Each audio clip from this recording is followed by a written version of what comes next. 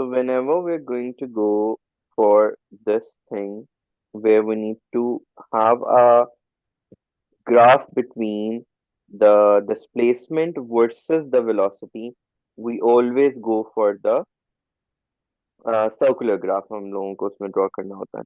ठीक है, सिंस उसने हमें एल यहाँ पे दिया हुआ है, एल का हमारे पास डाटा सी कितना है, यहाँ से हमारे पास it it it is oscillating between 15 and 25 के दरम्यान में ऑसिलेट हो रहा है। ठीक है, मीन पोजीशन हमारे पास क्या है, 20। तो यहाँ पे भी मीन पोजीशन हमारे पास क्या होगी, 20 is going to be our mean position, and our result is going to be between these two। ठीक है, ओके अब सर।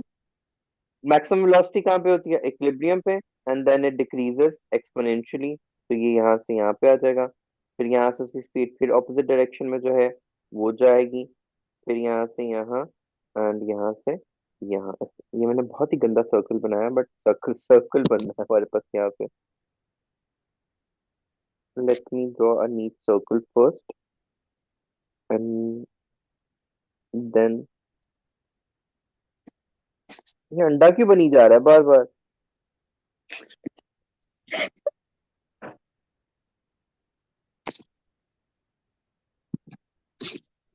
ठीक है, आज इतना ही बनता है मेरे से, और नहीं बनेगा। ये हमारे पास पॉइंट आ जाएगा।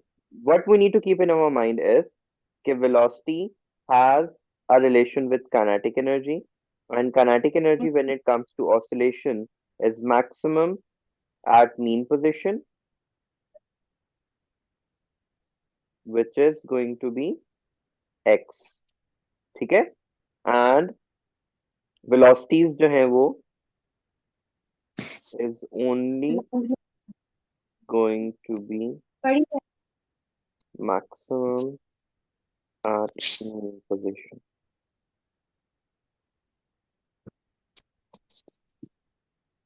ठीक है, सो यस। x हमारे पास 20 पे देखो हमारे पास मैक्सिमम वेलोसिटी की वैल्यू आ रही है, then it decreases exponentially, reaches at point, then opposite direction में आएगी, देन इंक्रीजेस। अब आप उसको किसी भी वे में ले जा सकते हो, but it's going to be circular always. ठीक है, द पॉइंट्स जो हमने अपने माइंड में रखने होते हैं वो ये, that we got from the graph के it was oscillating between 15 and 25। Those were my fixed point here as well, 15 and 25। Mean position was 20।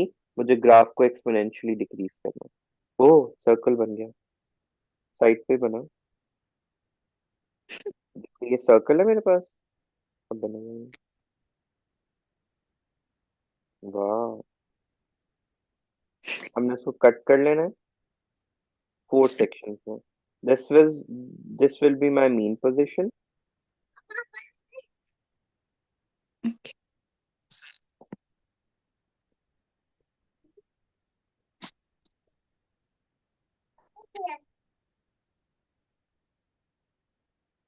This is going to be mean positions, and ये मेरे पास क्या होंगी, extreme position.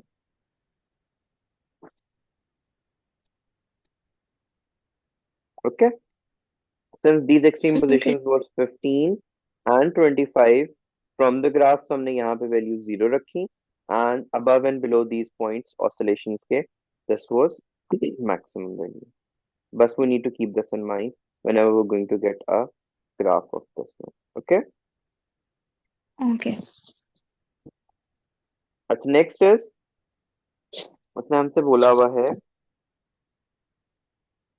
अच्छा this kind of a question we have already done। Centripetal acceleration of the car as it moves around, what happens to the magnitude centripetal of the car as it moves around from। अच्छा, magnitude of सेंटीमीटल force में तो कोई effect नहीं रहता हमारे पास। ठीक है, it remain same, it okay. Only changes its direction with respect to the velocity. अच्छा, उसने पूछा क्या, state what happens to magnitude of the centripetal force of the car that moves around from X to Y. Sir GPA increase करेगी तो हाँ, तो decrease नहीं decrease करेगा यहाँ? Decrease decrease decrease decrease,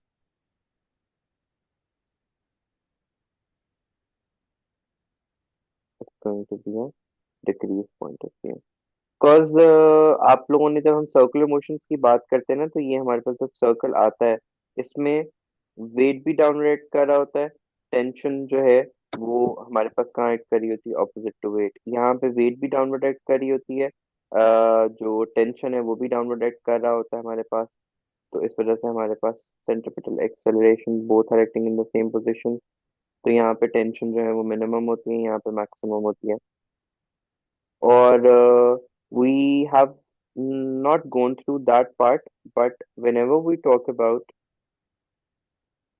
this centripetal thing, I told you कि centripetal force is always provided by some.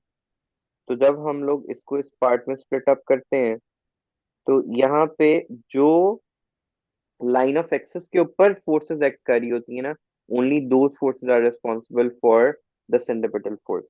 ठीक है? द अच्छा। Forces that lies on the line of axis. Now, what is the line of axis? That line जो object के centre and centre of the circle में से pass out हो रही हो, वो जो है जो है रिस्पॉन्सिबल ऑफ सेंट्रिपेटल फोर्स होती है हमारे पास। ठीक है? अब यस सर। यहाँ पे यहाँ पे यानी ये चार पोजीशन है हमारे पास। ठीक है? यहाँ पे वेट कहाँ एक्ट कर रहा है? डाउनवर्ड। यहाँ पे वेट कहाँ एक्ट कर रहा है? डाउनवर्ड। यहाँ पे वेट एक्ट कर रहा है डाउनवर्ड। यहाँ पे वेट एक्ट कर रहा है डाउनवर्ड। तो अब देखो, लाइन ऑफ एक्सेस में से वेट कहाँ पे आ रहा है? इन दो पोजीशंस पे। ठीक है?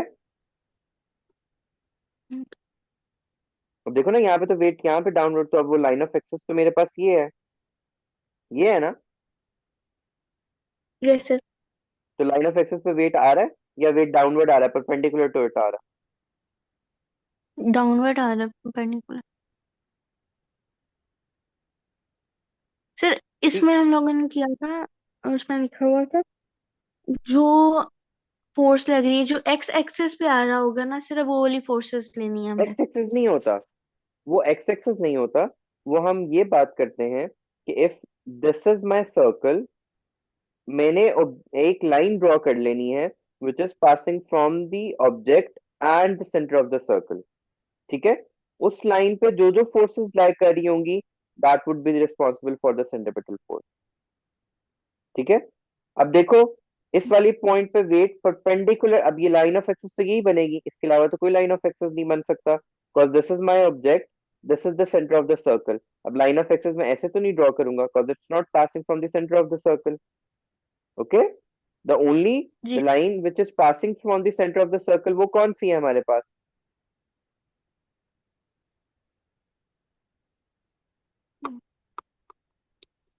हमने एक ही पॉइंट ध्यान में रखना होता है, जहां पे ऑब्जेक्ट है और कहाँ सर्कल का सेंटर है। Now this line, these lines, in lines पे जो फॉल कर रहा होगा, only those forces will be responsible for that. Okay sir. इसके अलावा कोई नहीं। तो वो इसी पॉइंट की बेसिस के ऊपर हम लोगों ने नेक्स्ट पॉइंट को डिस्कस करना है कि explain if the car remains in contact, explain if the car remains in contact with the track, why the centripetal acceleration of the car at point y must be greater than 9.8। ठीक है? अब जो okay. 9.8 है, it is being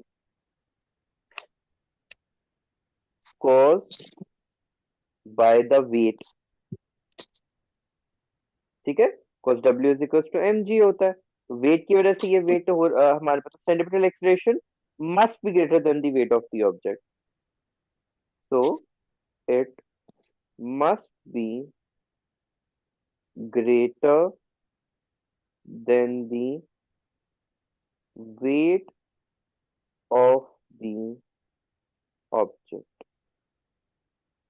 to keep an object moving in a circle।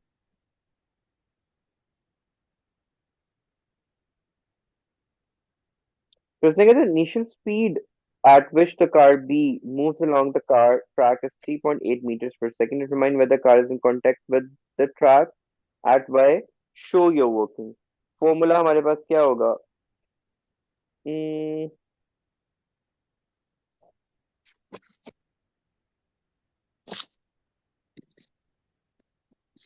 हमारे पास पहले हमें y calculate करना है, देन x कैलकुलेट करना है।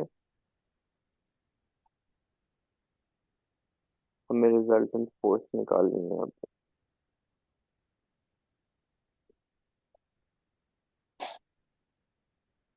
नो, रिजल्टेंट फोर्स नहीं, sorry.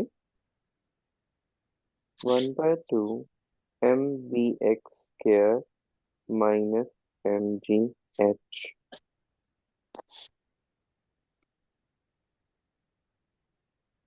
Do we have height 62 है हमारे पास, which is the centimetre to 0.62 हो जाएगा। अच्छा जी, यहाँ से 2 को कॉमन लेने के लिए और m को कॉमन लेके तो वो तो हम कर देंगे कैंसिल। ठीक है, तो ये आ जाएगा vy² is equal to vx² minus 2gh, क्योंकि मैंने एलसीएम ले लिया, मैंने बस को शो नहीं किया यहाँ पे। ठीक है, ओके। मैंने उसको सिर्फ शो नहीं किया। यहाँ से आप एलसीएम लोगे तभी तो 2 को कॉमन ले पाओगे ना, cos 2 इसके साथ आ रहा है हमारे पास। या आप वैसे भी कर सकते हो, वो फॉर्मूला याद है, 2as is equal to vf² minus vs²। Yes sir. लेकिन ये हमने चूंकि एक्स एंड वाई कोऑर्डिनेट्स के हिसाब से बात करनी है, इस वजह से हम उसको नहीं कंसिडर करेंगे। उसने हमें एक्स की वैल्यू दी हुई है, तो हमें पहले वी वाई निकाल लेना है। तो it's going to be 3.8² minus 2 into 9.8 into H, which is 0.62, का 62 सेंटीमीटर का 0.62 बन जाएगा यहाँ से, और इसका पूरा अंडर रूट लेंगे। This would be V Y. तो it's going to 3.8 square minus 2 into 9.8 into 0.62, bracket close.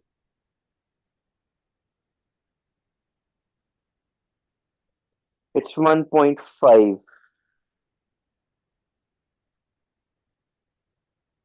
मेरी भी यही है। Okay.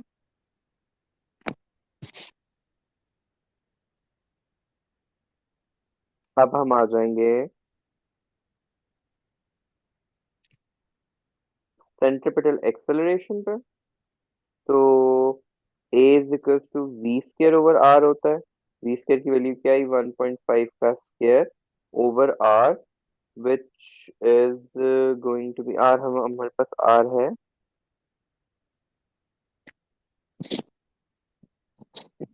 Radius of the earth. Diameter का हाफ कर लें, 62 का हाफ करें तो क्या आएगा, 31 आएगा ना। 31 आ जाएगा, तो 0.31 आ जाएगा। तो 1.5 का square divide by 0.31,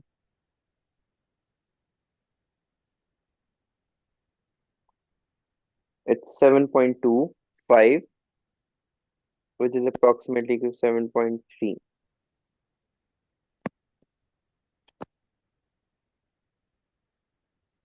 which is less than 9.8. So no, it will not remain in contact। पर हम ऊपर बात कर चुके हैं, it should be greater then 9.8, तभी वो कांटेक्ट में रहेगा। They suggest with the reason, but without calculation, whether your conclusion in C would be different for a car of mass 460 grams moving with the same initial speed. Acceleration का formula is v² over r. It is independent of mass,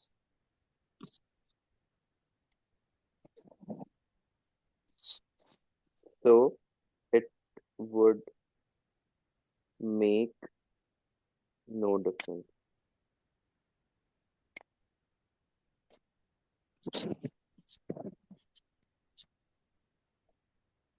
Okay.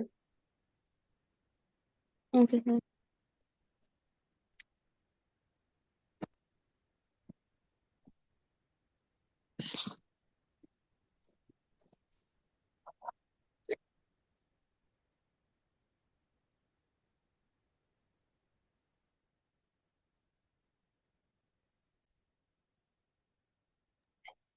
The last अच्छा, ये वही exact question आ गया last time उसने हमें ये वाला D दिया हुआ था, which was 3.84 in 10 to power 20, sorry 10 to power 8। ये वही क्वेश्चन है, but with a missing set of data. ठीक है, यहाँ पे हमें वैल्यूज को यूज करते हुए आंसर्स निकाल, सॉरी, रिलेशनशिप्स को यूज करते हुए आंसर्स को निकालना है।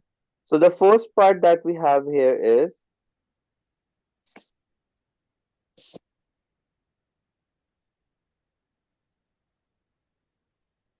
why it's not moving?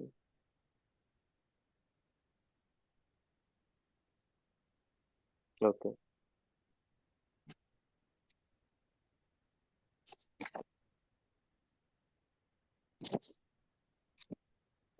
The variation उसमें हमें दी हुई है, r to d minus r, explained by negative sign is throughout the entire range from x to d var। क्योंकि नेगेटिव साइन किस लिए यूज होता है? Why do infinity we? से जब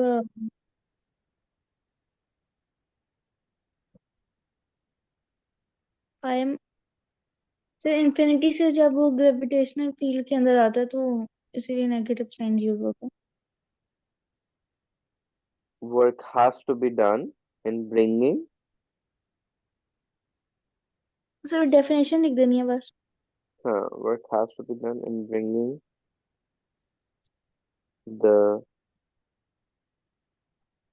charge from infinity to a point where it experiences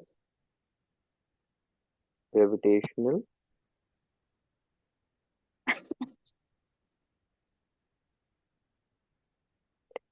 One of the features of figure 2.2 is that potential is negative throughout. Describe the other two features.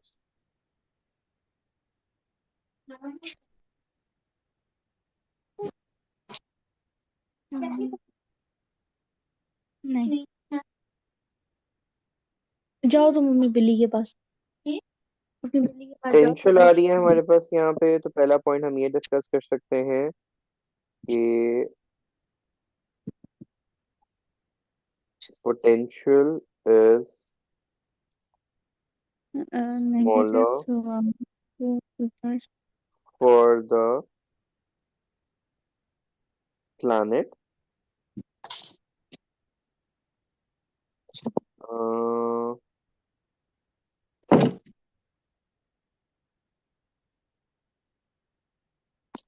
Magnitude of potential varies with distance from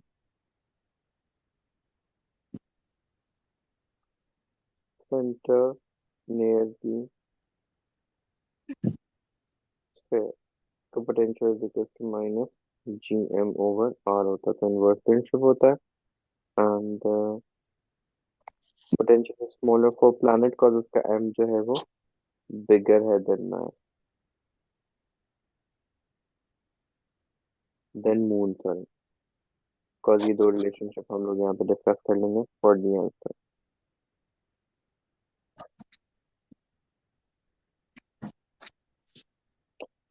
अब उसमें हमें करने को बोला हुआ है जी के against graph. अच्छा, इस तरह के शेप्स ऑफ द ग्राफ में नॉर्मली ऐसे बनते हैं कि यहाँ पे इंक्रीज होगी वैल्यू और यहाँ पे क्या होगी, डिक्रीज। तो ऐसे करके आती है शेप ना हमारे पास, whenever we're going to go for this one।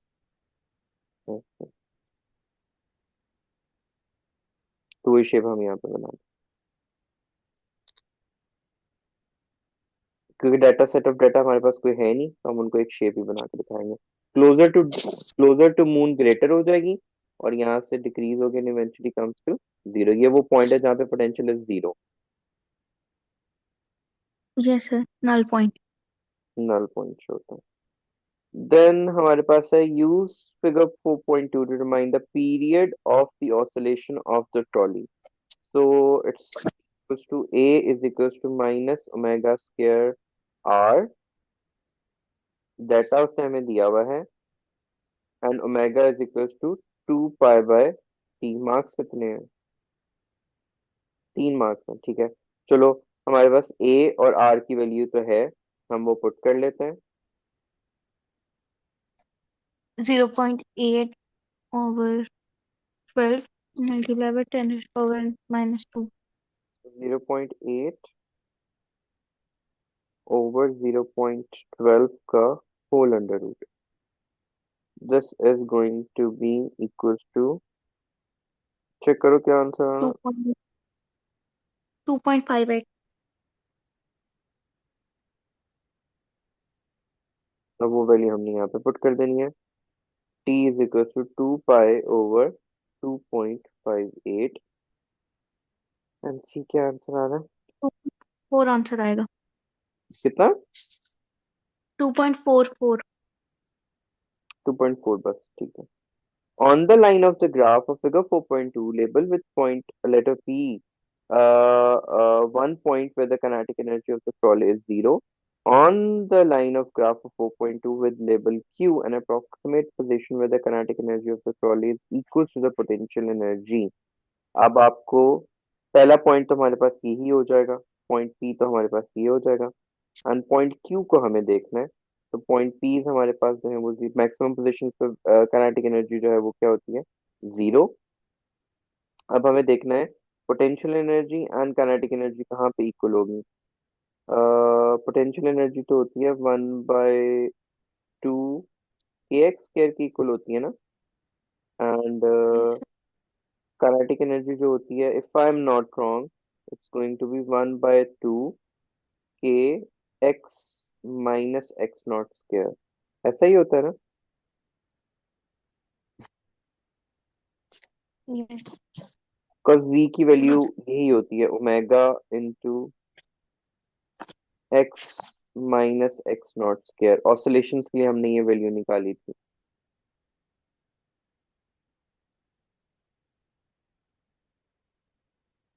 Do we have any set of data? ये सर ये होती है के ई की होती है 1/2 m mega square x not square minus x square. यही होती है ना? ये सर 1/2 m ओमेगा स्क्वायर, या m ओमेगा जस्ट होता पी एम ओमेगा स्क्वायर होती है। है, into X minus X not square, ठीक है। अब इन दोनों को हमने इक्वल यस सर। पुट करना है। 1/2 K X square is equal to 1/2 m omega X minus X not square. तो हम यहाँ पे वैल्यू लिख लेंगे, have to look for a value। Sir potential energy की भी सेम इसकी तरह की होती है, सिर्फ वो वन, नहीं आता, एक्स नॉट नहीं आता। हाँ बस इसमें एक्स स्क्वायर आ जाता है सिंपली, एक्स की जगह पे जब हम जीरो पुट करते हैं मीन पोजीशन तो जीरो हो जाती है, and X is equal to X not, तो 1/2 एक्स नॉट स्क्वायर वो आ जाता है हमारे पास। बस यहाँ से वैल्यूज पुट करके हमारे पास एम है given, do we have M, amplitudes हैं हमारे पास, एंड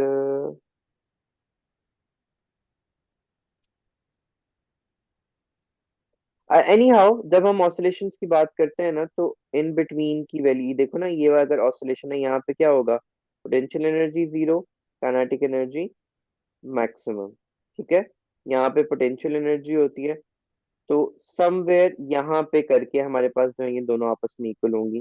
तो 12 है ना, तो 6 इसका हाफ बनता है, तो 6 से थोड़ी सी ज्यादा की वैल्यू हम कोई भी ले लेंगे, ठीक है। तो any value greater than 6, centre से थोड़ा सा, सेंटर 0, ये 12, ठीक है। Anywhere greater than the mid point, तो हम 8 के आसपास का कोई भी पॉइंट ले लेंगे, तो दिस वुड बी क्यू, क्योंकि हमारे पास सेट ऑफ डाटा यही गिवन है, हम उस हिसाब से इसको कर लेंगे। Okay, okay sir. Sir this is going to be the end of